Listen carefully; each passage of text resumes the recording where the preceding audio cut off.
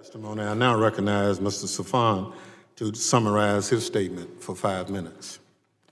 Thank you, Chairman Thompson, Ranking Member Rogers, distinguished members. Thank you for hearing my statement today. Tomorrow marks 18 years since Al-Qaeda murdered nearly 3,000 people on American soil. As we honor the dead, we remember too the importance of remaining vigilant. Today, I draw 4 main conclusions. First, both Al-Qaeda and the so-called Islamic State remain potent threats. Second, in addition to the jihadi challenge, we now face clear danger from white supremacist extremism. Third, there are important similarities between these two groups of extremists. But fourth, under its current approach, the US government is at a clear disadvantage when it comes to combating white supremacy. The Islamic State is still today one of the richest jihadi groups in history, with access to hundreds of millions of dollars looted from Iraq and Syria. Its figurehead, Abu Bakr al-Baghdadi, has survived. It presides over global affiliates, so-called provinces, all the way from Sahel to Afghanistan.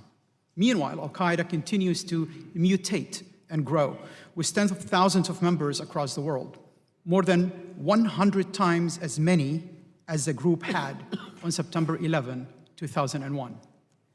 Both the groups are more than capable of inspiring homegrown extremists inside the US. The radicalization reinforced now by images of detention camps like Al-Hol in Syria, where thousands of children from ISIS members are being kept.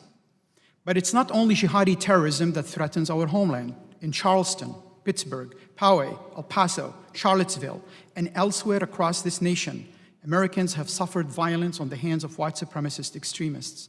According to a study by the ADL, in 2018, white supremacists killed 3 times as many Americans as did Islamists.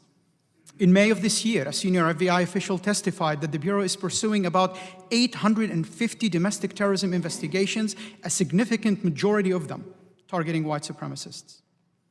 The threat bears a striking resemblance to what we saw with jihadism.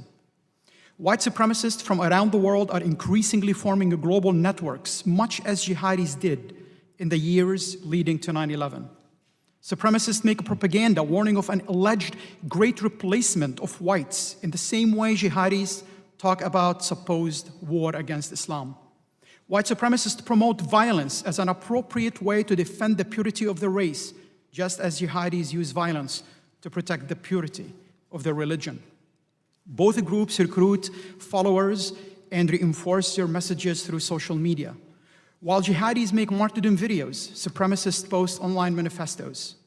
Where jihadis travel to fight in places like Syria and Afghanistan, white supremacists now have their own theater in which they learn to combat eastern Ukraine. Recent research shows that around 17,000 foreigners from 50 countries, including the United States, have gone to fight in that conflict. In describing their mission, some white supremacists have used the term white jihad. One neo-Nazi group recently adopted the name the base. Translated into Arabic, the base is Al-Qaeda. These similarities should inform our strategy. Terrorism, after all, is terrorism, regardless of race, faith, ideology, or creed. Our current framework allows for the designation of transnational groups as foreign terrorist entities. This gives the US authorities 3 main advantages. First, they can monitor communications between people connected to the designated groups, even among US citizens operating on US soil. Second, they can share intelligence on the designated groups with our allies. Third, they can bring charges for providing material support to the designated groups, charges that carry severe penalties. These are potent tools. Allies such as the UK and Canada already designated violent supremacist entities as terrorist organizations. But so far, no white supremacist groups have been designated by the US, despite the threat they pose. We need to recognize the international nature of this threat and start treating white supremacist terrorists the way we treat other global terrorists. Only then can we give our law enforcement the tool they need to meet the challenge. 18 years ago, we grossly underestimated the rising threat of jihadi terrorism. That inattention cost us dearly on September 11, 2001. I cannot say what form the jihadi supremacist equivalent of 9/11 might take, but we should not wait to find out before we act. Thank you.